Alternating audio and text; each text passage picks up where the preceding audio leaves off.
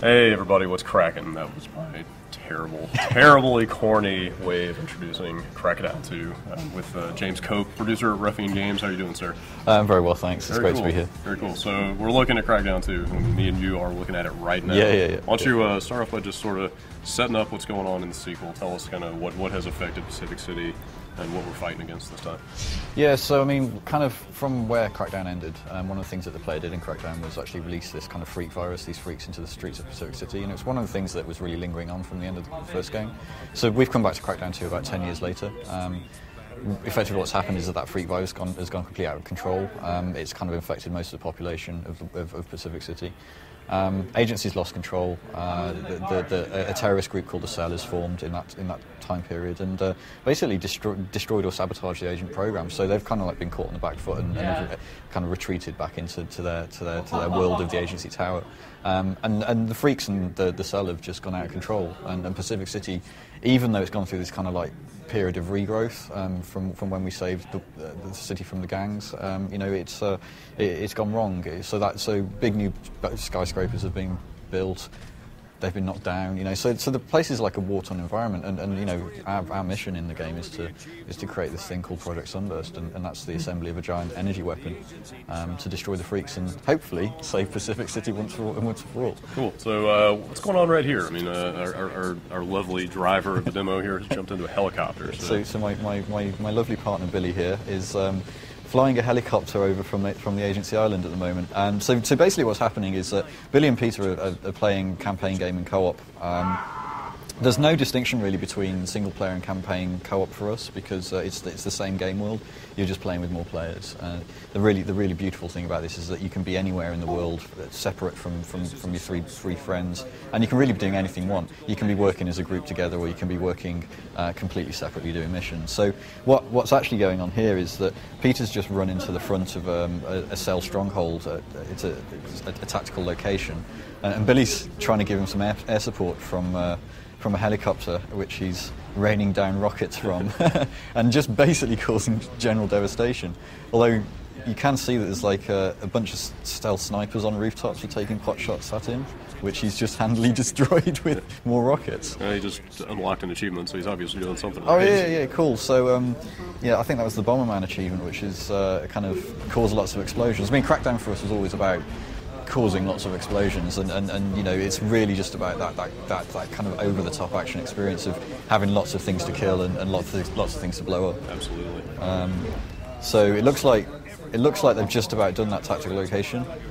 Oh no, they've just started it. So is the tactical assault considered like a side mission? Is that sort of a side activity? Almost. I mean, it's like a secondary mission. It's all of the tactical locations are cell-based, so you're fighting against like a human gang. So this is all like the kind of gunplay that people remember from Crackdown. It's penetrating stronghold areas, killing all the bad guys in the area, and then like reclaiming that territory as our own. Where we've advanced that kind of mechanic from is that this is actually there's a purpose to it. You're reclaiming territory. You can then use that location once it's reclaimed as a weapons resupply point. You can call in airdrops, request new vehicles. So it effectively becomes like your kind of station out in the world of Pacific City. So it's a kind of mission with a purpose. It's reclaiming territory. It's reclaiming Pacific City piece at a time. Does that stop the enemies from respawning in that territory once you've cleared it? Absolutely, yeah. And similarly, like the freaks in the freak layers, when you destroy them, the freaks can no longer spawn above ground in those locations. So again, something that Crackdown veterans will remember. It's that kind of cleaning up the streets aspect of Pacific City, and really, you are kind of trying to bring harmony to the world by destroying everything. Sounds a little counterintuitive. But okay. What was he just ran past it, but there was a live orb there. Live orbs. So they're skill rewards. They reward like kind of agility, firearm, strength, explosives and driving skills, much like the hidden orbs did in Crackdown. Hidden orbs return as well, but live orbs are actually sort of a co-op thing. You have to get co-op players together into the location to actually pick them up. And for us as well, they're a way of signifying areas of the world in which we think it's a kind of it's a good place to have a kind of a cooperative mission experience. A focal point it's a focal point, cooperative stuff. Yeah. See if we can get these guys together here, and maybe they can pick it up. Yeah. Unless they blow each other up first. Excellent. They're right there, the essence of the Crackdown experience. It always descends into a bit of a skirmish between agents. Definitely. Tell me about character progression. Obviously, these guys are kind of maxed out. Looking at their stats on the left there, and they're pretty burly looking, just in their armor and their musculature and stuff. Tell me how's the character progression stuff work from the ground up in this?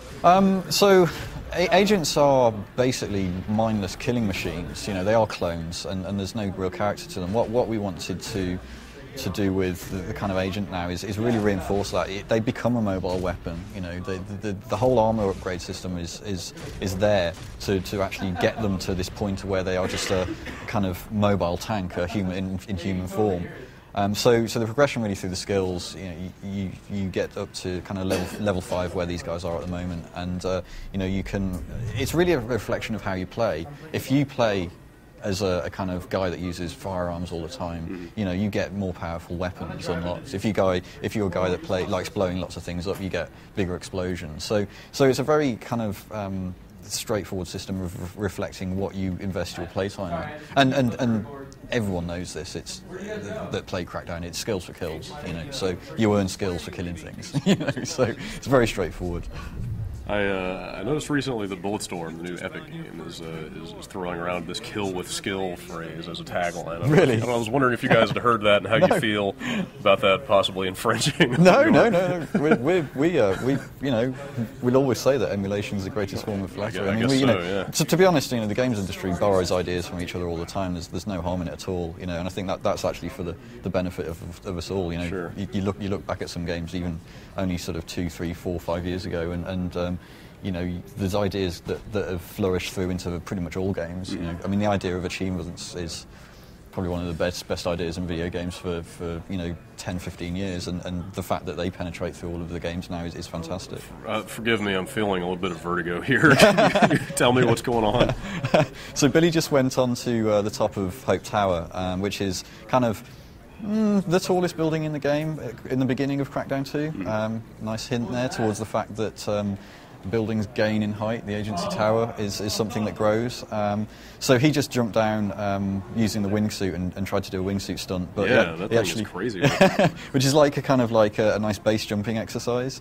But he missed the last ring, so that was a failure. This wingsuit is something that you could use at any time. Do you unlock it, or do you find it somewhere? Or how do you access that? This is something you unlock for being level 5 agility. Okay.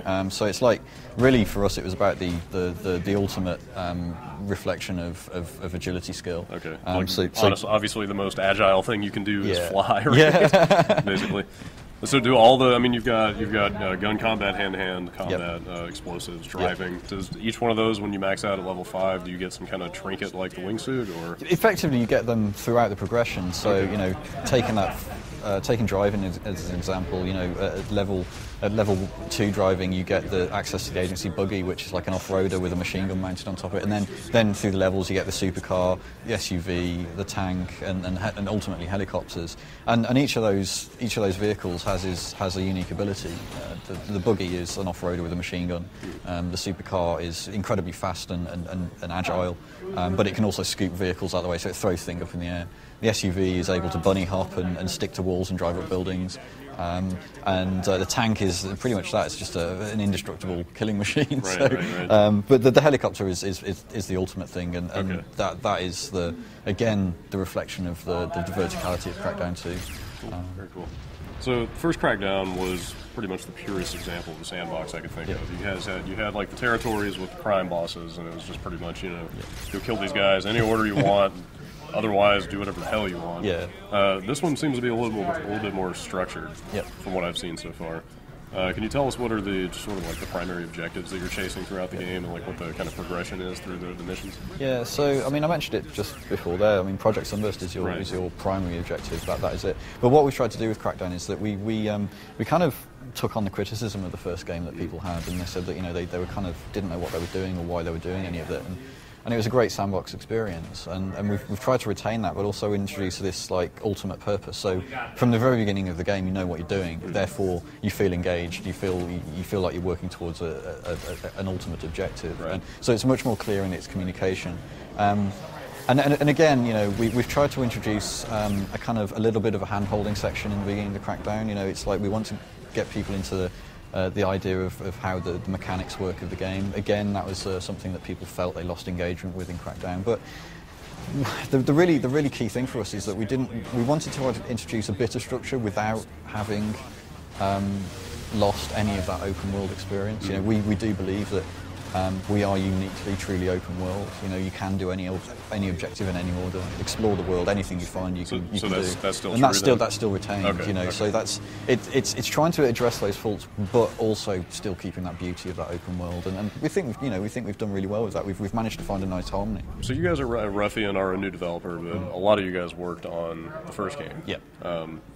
Just in terms of like technology, did you guys have to kind of rebuild everything from scratch, starting at this new company? I mean, obviously, you know, the experience was there, but maybe not the engine and stuff. How did that work? No, that's Microsoft. So you know, we are able to start from where Crackdown left off. Okay. So you know that was all in place for us, which was great. And but even so, there was a lot of technology we had to rewrite in its entirety.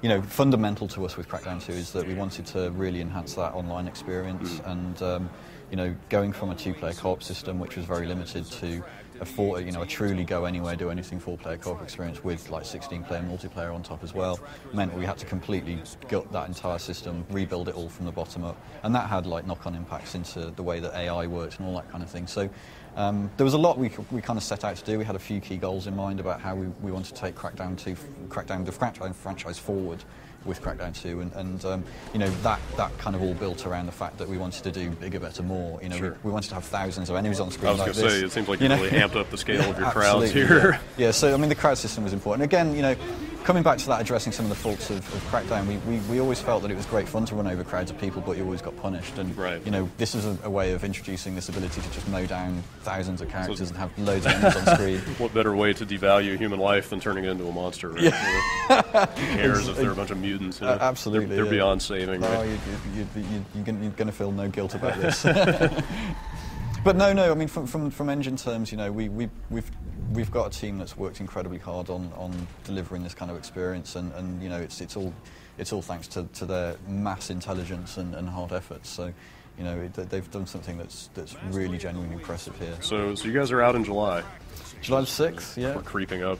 Yeah, which closer. Is creeping up in a mere 5 or 6 weeks, right, I think. Right. So where are you guys at now? I mean, are you kind of content locked and just kind of polishing at this point? You know, basically all that's left for us is certification, and then we can actually get the game into boxes. So. Very cool. Very cool. Well, appreciate your time. Oh, thank you for your time. And we'll look forward to seeing it. Great. Thanks.